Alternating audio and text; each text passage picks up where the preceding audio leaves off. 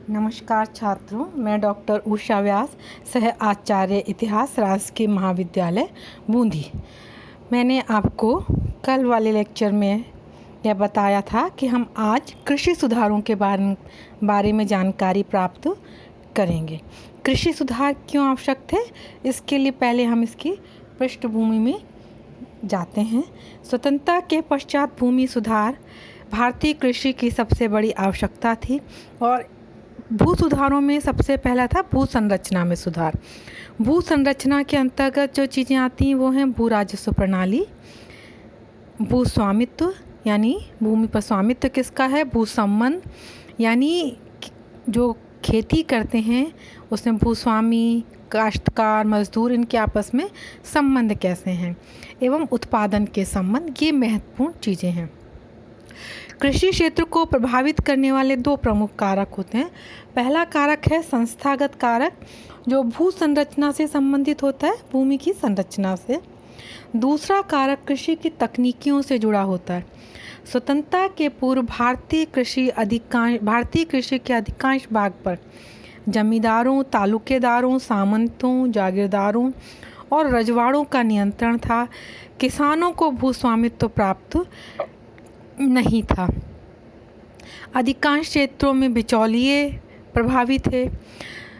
जहाँ रैयतवाड़ी व्यवस्था थी, जिसमें कि केवल किसानों को भूमि पर अपना स्वामित्व प्राप्त था, वहाँ पर भू राजस्व की दरें बहुत ज़्यादा थी।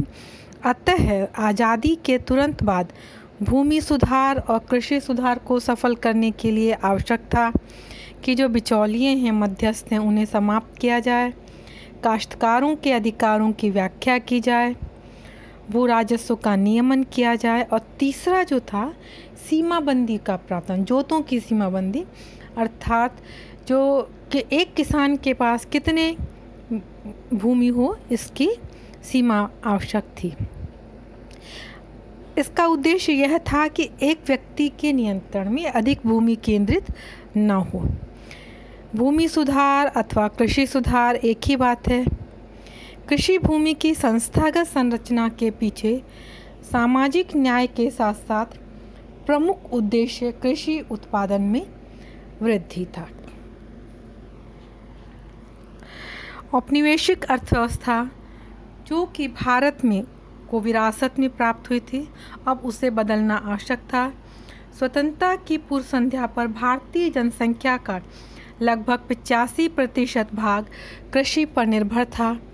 कृषि क्षेत्र के पिछड़ेपन के कारण कृषि पर जो जनसंख्या निर्भर थी वह भी पिछड़ी हुई थी। अतः यह जनसंख्या राष्ट्रीय संसाधन न बनकर एक बोझ बनकर रह गई थी। अतः कृषि क्षेत्र में विकास की बहुत अधिक आवश्यकता थी। कृषि क्षेत्र में विकास के लिए पहली आवश्यकता थी कृषि क्षेत्र में संरचनागत परिवर्तन करना। और संरचनागत परिवर्तन में अर्थ है भूमि अधिकारों में परिवर्तन और भूमि सुधार, ये इसके प्रमुख अंग थे। अब हम देखते हैं, पहले भाग पर आते हैं, बिचौलियों की समाप्ति। सरकार और किसानों के मध्य बिचौलियों को समाप्त करना भूमि सुधारों की पहली प्राथमिकता थी। कांग्रेस ने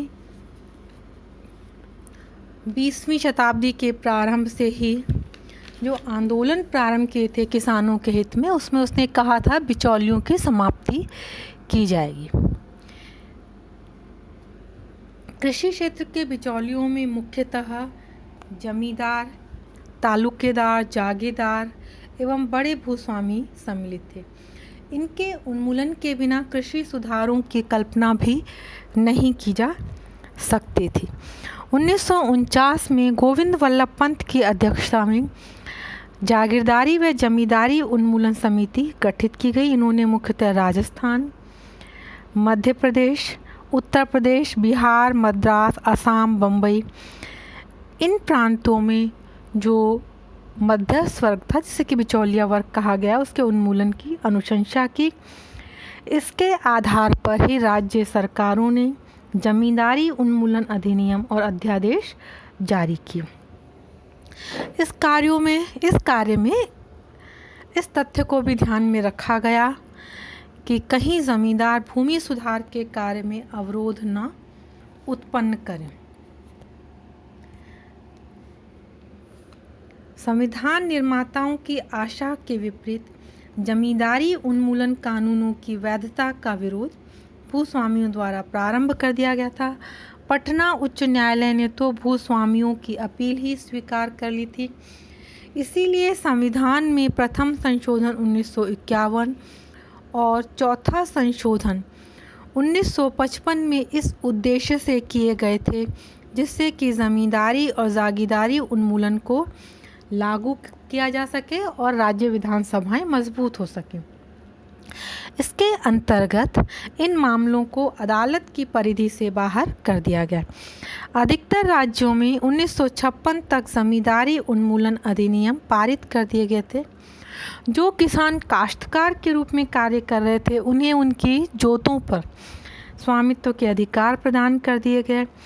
जब 1949 में जमींदारी एवं जागीरदारी उन्मूलन समिति गठित की गई तो भूस्वामियों ने किसानों को उनकी जोतों से बेदखल करना शुरू कर दिया। ऐसी स्थिति में सभी राज्यों के जमींदारी उन्मूलन कानून अधिनियम में यह व्यवस्था की गई कि 1949 एवं इसके पश्चात किसानों की भूमि से बेदखली को गैर कानूनी करार दे दिया गया। जमींदारी उन्मूलन कानून द्वारा जो परंपरागत भूस्वामी थे उनकी कानूनी और सरकारी मान्यता समाप्त हो गई। वे कृषि व्यवस्था और कृषि प्रशासन के अंग नहीं रह गए थे। किसानों को भूमि पर स्वामित्व प्राप्त हो गया था और पूर्ण अधिकार प्राप्त हो गए थे और वो भूमि उनकी स्थायी अचल संपत्ति बन गई थी। भूमि से उन्हें किसी आधार पर हटाया नहीं जा सकता था। वे अपनी भूमि को बेच सकते हैं, गिरवी रख सकते हैं, उपहार में दे सकते हैं। इतना ही नहीं, सरकारी स्वीकृति से वे अपनी भूमि का अकृषि कार्यों में भी प्रयोग कर सकते हैं। एकमात्र उत्तरदायित्व उसका सरकार के प्रति यह है कि वह सरकार को नियमित रूप से राजस्व अदा करता रहे। उसे खेती करने की पूरी छूट प्राप्त हो गई। कौन सी फसलें उपजाएगा, किन तकनीकों को काम में लेगा, इस पर कोई प्रतिबंध नहीं रखा गया। जमींदारी उन्मूलन कानूनों के द्वारा भूस्वामी की जो खुद काश्त भूमि थी वह उनकी संपत्ति मानी गई, अर्थात जितनी भूमि पर वे स्वयं खेती करते थे उसे उनकी संपत्ति मान लिया गया। इसके अलावा उनके आवासीय भवन जिसमें वो निवास करते थे, उसके आसपास का परिसर, उनके फार्म हाउस, बगीचे, पशु रखने के बाड़े, कृषि से संबंधित यंत्र, पशुधन, इन सब पर उनका अधिकार स्वीकार कर लिया। इससे जो है भारी संपत्तियों पर भूस्वामियों का अधिकार बना रहा। इसके अतिरिक्त उन्हें उनकी जागीरों और जमींदारियों के बदले भारी मुआवजे के भुगतान का प्रावधान था। कुल मिलाकर भूस्वामियों को मुआवजे के रूप में 70 करोड़ रुपए प्राप्त हुए। 1960 तक ज़मींदारी संबंधी नए विवादों का अंत हो गया।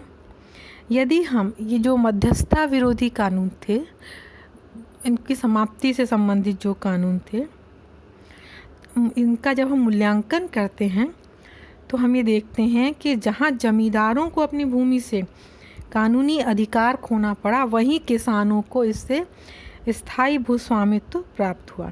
भूमि कुछ लोगों के अधिकार से निकलकर अधिसंख्य लोगों के हाथ में आ गई।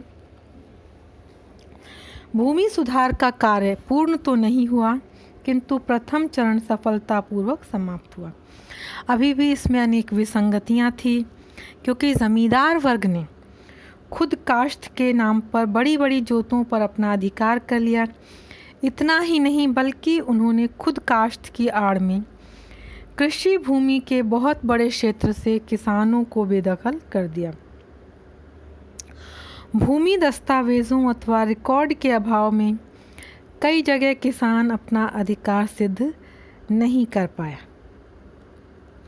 1947 से 1956 अर्थात 9 वर्ष की भूमि सुधार प्रक्रिया बहुत लंबी थी। इस दौरान भूस्वामियों ने किसानों को डरा धमकाकर उनकी जोतों से बेदखल कर दिया था।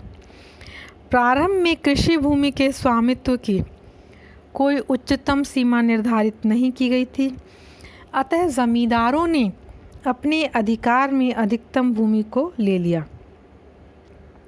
किसानों को बेदखल करके ज़मीनों के बहुत बड़े हिस्से जमींदारों ने अपने परिवार के सदस्यों व रिश्तेदारों को प्रदान कर दिए। इन सब कमियों के बावजूद बिचौलिया उन्मूलन की सबसे बड़ी उपलब्धि यह थी कि जो कृषि का सामंती ढांचा था वो इससे समाप्त हो गया। सामंत जो हैं सामाजिक आर्थिक जीवन में निष्प्रभावी हो गए। उनके द्वारा किसानों से मनमानी वसूली समाप्त हो गई। प्रजातांत्रिक सरकारों ने निर्धारित राजस्व लेना प्रारंभ किया। किसानों से ली जाने वाली बेगार, लागबाग, लेवी, उपकर आदि समाप्त हो गए। कृषि उत्पादन में वृद्धि का मार्ग प्रशस्त हुआ। स्थायी स्वामित्व मिलने से किसान अधिक रुचि से कृषि कार्य में संलग्न हुए। तो इस तरह से जो पहला कृषि सुधारों से संबंधित था, बिचौलियों की समाप्ति, हमने इसका मूल्यांकन किया। पहले का देखा कि किस तरह से जमींदारी उन्मूलन कानून पास किए गए, और फिर ये देखा कि वास्तव में इसके कार्य रूप में जब परिणित हुई तो कितनी भूमि प्राप्त हुई। अब हम आते हैं इसके दूसरे भाग पर, काश्तकारी सुधार पर। काश्तकारी सुधार से तात्पर्य भूमि संबंधों की उस प्रणाली से है जिसमें भूमि का मालिक स्वयं खेती नहीं करता और किसानों को भूमि पट्टे पर देता है। पट्टेदारी व्यवस्था भारत के सभी भूभागों में चली आ रही थी। इसमें 3 प्रकार के काश्तकारों की पहचान की गई। इसमें पहला दखलदारी काश्तकार, दूसरा ऐच्छिक काश्तकार और तीसरा उपकाश्तकार। प्रथम श्रेणी के जो काश्तकार थे, दखलदारी काश्तकार, उनकी स्थिति तुलनात्मक रूप में अच्छी थी। जोतों पर उनका स्थायी अधिकार था, उन्हें हटाया नहीं जा सकता था। जिन दखलदारी काश्तकारों को किसी भी प्रकार से भूस्वामी प्राप्त थी, उन्हें रैयतवाड़ी क्षेत्रों के समान भूस्वामी मान लिया गया। अतः ऐसे काश्तकारों को उनकी जोतों पर पूर्ण भूमि अधिकार प्रदान कर दिए गए। इनके भूस्वामियों को मुआवजा दे दिया गया। मुआवजे की यह राशि काश्तकार से वसूल की गई। इस प्रकार के सभी काश्तकारों को जमींदारों के नियंत्रण से मुक्त कर दिया गया। कृषि सुधार के क्षेत्र में दूसरा महत्वपूर्ण कानून था काश्तकारों से संबंधित कानून बनाना। अभी भी अनेक ऐसे काश्तकार छूट गए थे जो कि भूस्वामित्व से वंचित रह गए थे। इन्हें संरक्षण प्रदान करना आवश्यक था। अतः बटाईदार जो कि खेती बटाई पर करते थे और अन्य दूसरे तरीकों से काश्त करने वाले किसानों को भी भूस्वामित्व दिया गया। इनकी गैर कानूनी बेदखली को समाप्त कर उन्हें जोतों पर कब्ज़ा प्रदान किया गया। इसमें सबसे बड़ी परेशानी यह थी रिकॉर्ड्स का अभाव, क्योंकि अधिकतर जो बटाईदार काश्तकार है वह मौखिक और अनौपचारिक होती थी। इसीलिए कुछ काश्तकार भूस्वामित्व के बिना बच गए। अभी भी ऐसे काश्तकार बहुत सारे हैं जो दूसरे की भूमि किराए अथवा बटाई पर लेते हैं। सभी काश्तकारों को भूस्वामित्व दिए जाने का उद्देश्य पूरा नहीं हो सका, किंतु लगान निर्धारित करने के प्रयास को इस दिशा में कुछ सफलता मिली। खुद काश्त किसानों से वसूल किए जाने वाले राजस्व को ध्यान में रखकर काश्तकारों से वसूल किए जाने वाले लगान को नियमित किए जाने का प्रयास किया गया। लगान का भार आज़ादी के पूर्व बहुत अधिक था। लगान की दर कुल उत्पादन का 34 से लेकर 75% तक थी। मद्रास प्रांत में तो यह कुल उत्पादन का 75 से 80% थी।